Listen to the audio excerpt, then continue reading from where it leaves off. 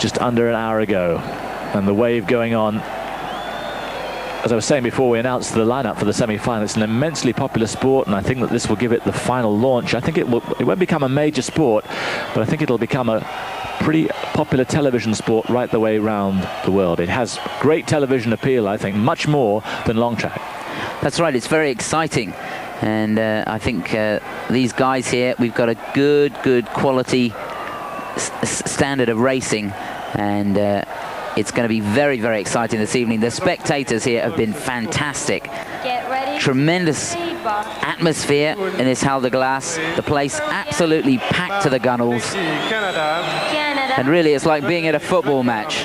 There's confirmation of Group 1 in this semi-finals. Wilf O'Reilly from Great Britain, Lee from Korea, Dagnault from Canada, and Mcmillen from New Zealand. And where would you get a seat there? Number 45. If anything, it's been more popular than the figure skating, which has been going on around this throughout the last 10 days, around this Hal de Glace. It's been fantastically well supported. And a real tingle Number 51. in our stomach here as we await Wilf O'Reilly making his final preparations. Wilf, the ultimate perfectionist, and has been careful not to put too much pressure on himself. A little bit upset with what happened in Calgary, where despite the fact that it was an exhibition sport, he did so well and got so little acclaim for it. All the focus was really at the same time on Eddie the Eagle Edwards and the ski jumping, and Will felt that it was a little unfair that someone who's best at his sport in the world was a little overtaken by someone who at that level was the worst. And there you can see a man who's got even more experience than O'Reilly, Michel Dagnault, just making his final preparations. He and O'Reilly, here comes Wilf, great friends. You'll probably see them chat to each other just before the race. They've been competing on the world circuit for the last 6 years together. Been 1 and 2 in world championships before. But when they get out there, they know it's absolutely sudden death. Well, these people certainly come to enjoy themselves. The atmosphere is truly electric. And I don't know what it's going to be like for the finals if they're getting this heated for the semis. Brilliant atmosphere. And the skaters, I think, feeling the tension, just taking their time there.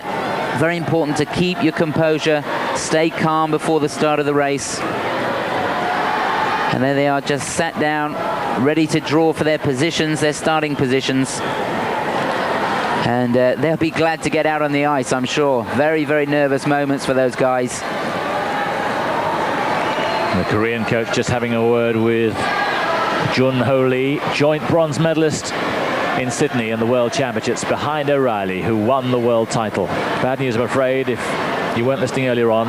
Matt Jasper, silver medalist in the 1000 in the World Championships in Sydney, didn't make it through to the semis. Dagnault and Lee went through from that first quarter-final.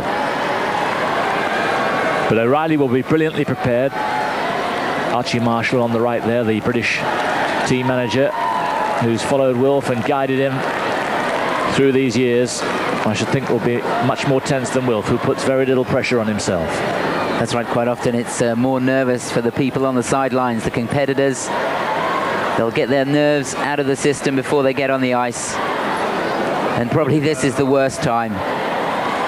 They'll be desperate to get out there and get this race underway. There, some of the competitors for the second. There's Frederick Blackburn, second semi-final, but the first competitors are going out now. Number 45. So this, Korea. the moment of truth, and Wilf knows that luck can play a big part in this. In Alvertville, Canada. just one false moment in the pre-Olympic tournament and he was out, didn't make the final.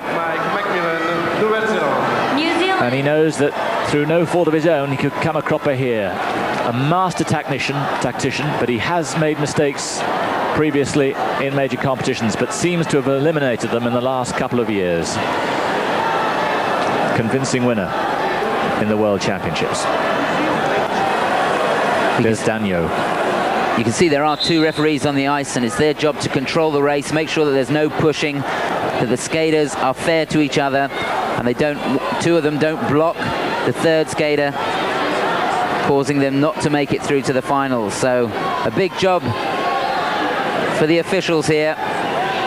But what a moment.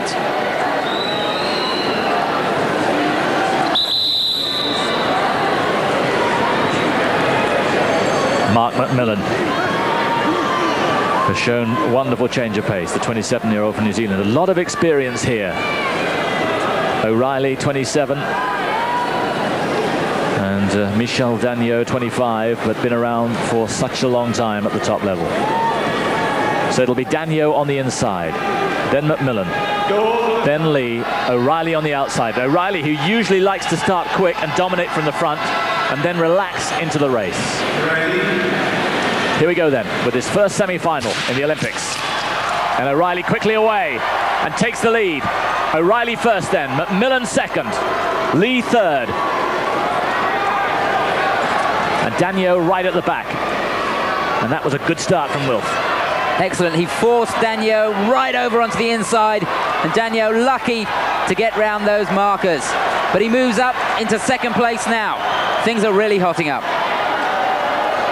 6 laps to go, and O'Reilly, Dagnault second, Mcmillen third, Lee at the back. And still Wilf wanting to dominate from the front. Now he lets Dagnault go through. Didn't fight him off. But he won't want to lose any more space at the moment. Little slide there, and he's lucky to retain it. He very nearly went then, Wilf. It's Dagnault first. O'Reilly, who's made already one mistake. He can't afford any more. Mcmillen tries to take him on the outside, and he's gone. O'Reilly's gone, and he's out of it. O'Reilly out, and he will not get a medal here in Alvertville. It never looked as if he was really comfortable. Made a mistake early on, and I'm afraid his hopes are dashed. So it's Dagnault first. In second place, it's Lee. 2 qualify, remember, for the final. Mcmillen third. Lee takes it over. Dagnault second, Mcmillen third, and Dagnault, can he hold Mcmillen off? Lee almost certainly through. Lee first, and Mcmillen takes Dagnault, so Dagnault and O'Reilly beaten. Lee goes through. Mcmillen goes through in second place. And the 2 old protagonists from bygone years, Wilf O'Reilly and Michel Dagnault, both of them world and former world champions, bite the dust and don't make it through to the final. So Yun Ho Lee takes his place, and I'm afraid there's going to be no British medal in the men's singles.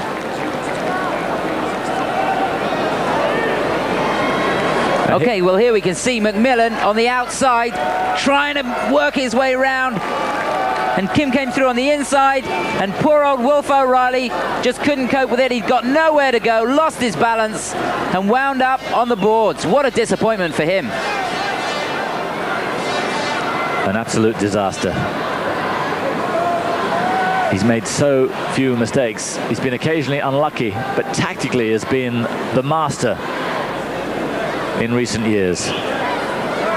But I'm afraid it wasn't a tactical fault that went there. He was reading the race right, but he just didn't seem to have his balance. He nearly went earlier on, and there didn't seem to be any touch of blades there. He just went.